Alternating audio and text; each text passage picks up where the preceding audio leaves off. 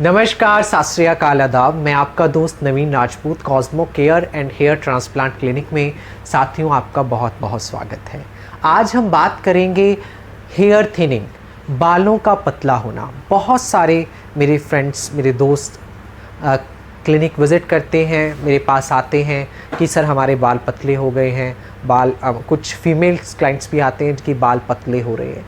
बाल पतले होने के पीछे की वजह क्या है, शायद वो जानना बड़ा ही ज़रूरी है। साथियों, बाल पतले होने के पीछे जो वजह होती है वह है प्रोटीन डेफिशिएंसी, न्यूट्रिएंट्स की डेफिशिएंसी, विटामिन की डेफिशिएंसी।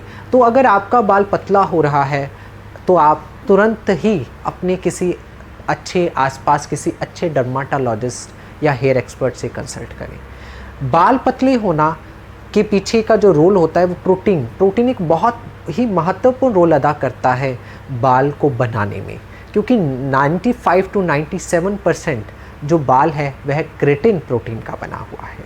साथियों, अब हम बात करेंगे कि अगर प्रोटीन डेफिशिएंसी हमारी बॉडी के अंदर हो जाता है तो हमें कौन कौन से प्रोडक्ट्स या कौन कौन से सुपर फूड्स अपनी डाइट के अंदर सम्मिलित करने चाहिए। साथियों, सबसे पहले आता है पल्सेस, दालें। अगर आपको प्रोटीन की कमी है तो आप दालें लें, दालों को अपनी डाइट के अंदर लेकर आएँ, क्योंकि कई बार हमें एंड्रोजेनेटिक एलोपेशिया देखने को मिलता है, यानी जेनेटिकली ही बाल पतले हैं। पीढ़ी दर पीढ़ी, नाना, दादा, मामा, ताऊ, चाचा बाल पतले चले आ रहे हैं।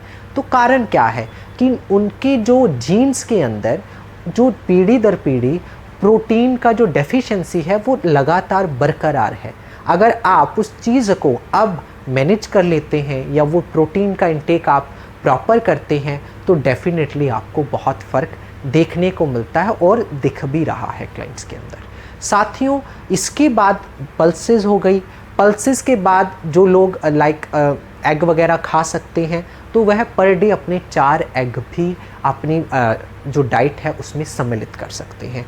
इसके बाद हमारे पास आते हैं पंपकिन सीड्स। पंपकिन सीड्स क्या है कि पंपकिन सीड्स के अंदर क्वालिटी की जो होती है, प्रोटीन की क्वालिटी और क्वांटिटी काफ़ी अच्छी मात्रा में पाई जाती है। अमाइनो एसिड्स होते हैं पंपकिन सीड्स के अंदर, और साइंटिफिकली और रिसर्च के आधार पे पंपकिन सीड को सुपर फूड का दर्जा भी दिया गया है। हमने पंपकिन सीड मैं खुद भी इस्तेमाल करता हूँ, काफ़ी इफ़ेक्टिव रिजल्ट्स हमें देखने को मिलते हैं पंपकिन सीड्स के। साथियों, इसके बाद हमारे पास आता है खजूर। खजूर को भी एक बहुत ही अच्छा और बड़ा ही महत्वपूर्ण रोल अदा करता है बालों के लिए, और आपके जो मतलब ओवरऑल जो न्यूट्रिएंट ज़रूरी होते हैं बालों की फॉर्मेशन के लिए उनको बैलेंस करने में बॉडी के अंदर। इसके बाद दही हो गया, पनीर हो गया और दूध हो गया। इनके अंदर भी प्रोटीन की बहुत ही अच्छी मात्रा पाई जाती है। तो इसके बाद आप, और अगर मैं बात करूं स्वीट पोटैटो भी अगर आप हफ्ते में 1 या 2 बार या 3 बार ले लें तो वो भी बहुत हद तक आपके अंदर जो ज़रूरी विटामिन्स हैं, like vitamin D3, vitamin B12, iron, इन सब का आपको पूरा प्रॉपर बैलेंस आपकी बॉडी के अंदर कर देते हैं। तो साथियों, सबसे पहले जो बड़ा महत्वपूर्ण रोल होता है वो डाइट बहुत ज़रूरी है। आज अगर मैं एक छोटी सी और बात इसमें ऐड कर दूं कि कई लोगों मेरे पास आते हैं, सर हम कि हमारा मतलब कुछ बाल झड़ रहे हैं, रिज़ल्ट बल्कि इशू आता है कई लोगों को, तो उसमें भी डाइट का बड़ा महत्वपूर्ण रोल होता है दोस्तों। तो डाइट को प्रॉपर करें, डाइट मैनेज करें, और फिर भी अगर हेयर थिनिंग, हेयर फॉल जैसी प्रॉब्लम बन रही है तो अपने डर्माटोलॉजिस्ट से कंसल्ट करें।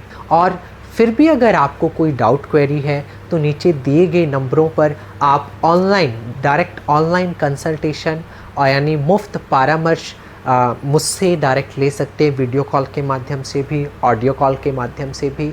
जो भी होगा बेस्ट से बेस्ट मैं आपको गाइड करने की पूरी कोशिश करूँगा। और दूसरा, वीडियो के अंत तक बने रहने के लिए आपका बहुत बहुत शुक्रिया।